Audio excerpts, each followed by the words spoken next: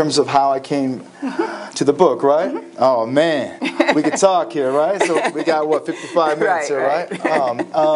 Well, as I often say, there's a long and a short story, and I'll give the medium length story, right?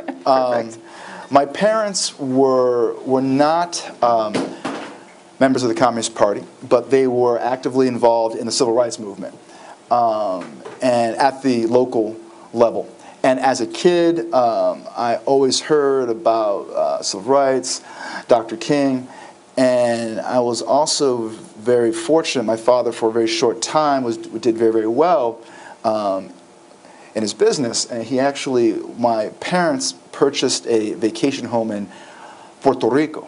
So as a young child, I spent a lot of time in Puerto Rico, and in hindsight, man, I just wish I could have seen myself, but I was often around a lot of Cubans, a lot of right-wing Cubans, anti-Castro gusanos, and I hope I don't want to offend anybody here, but I think we're all in friendly company here, right?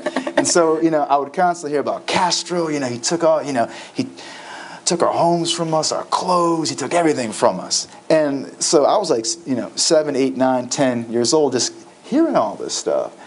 And there was a period in my life where I was a really ardent anti-communist. I mean, as a child, right? And then I was about 14 or 15. I started to ask some questions. I was very troubled by the 1983 U.S. invasion of Grenada. I started asking some questions. And my evolution, I guess, as a thinker started from there also, because I encountered a whole lot of racism. As a child, I went to a private school. I got called the N-word all the time. So I was just trying to put things together. So these folks went to the Soviet Union, and this photo was actually taken in Uzbekistan.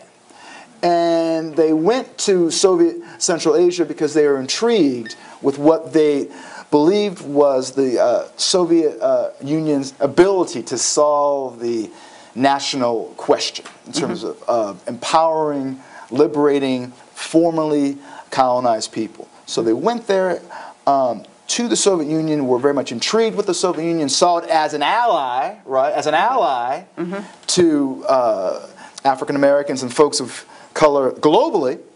And as Louise Townsend Patterson said, she said, I went to the Soviet Union as a liberal, as a left liberal. I came back an ardent revolutionary, right?